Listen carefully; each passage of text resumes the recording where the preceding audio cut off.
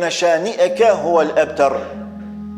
Armiku yt o Muhammed është farshuar. Është ai i cili realisht është kputur në pasardhje. Duke u bërë me dije armiqve të Muhammed Mustafa sallallahu alaihi wasallam se ne nuk trashëgohemi biologjikisht në vlera, në mirësi, në begati, në pasuri shpirtërore e morale, por trashëgohemi shpirtërisht dhe moralisht.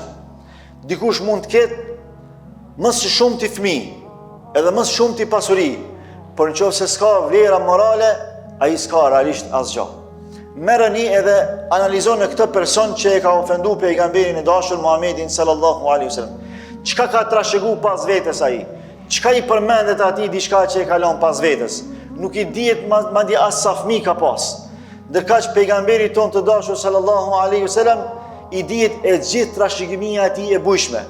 Edhe atyre pasardhësve që i kalon e që i kanë vdek, por i dihet mirëfilli dhe trashëgimia pejgamberike e tij, që është pasuria më e çmuar në botë që ekziston.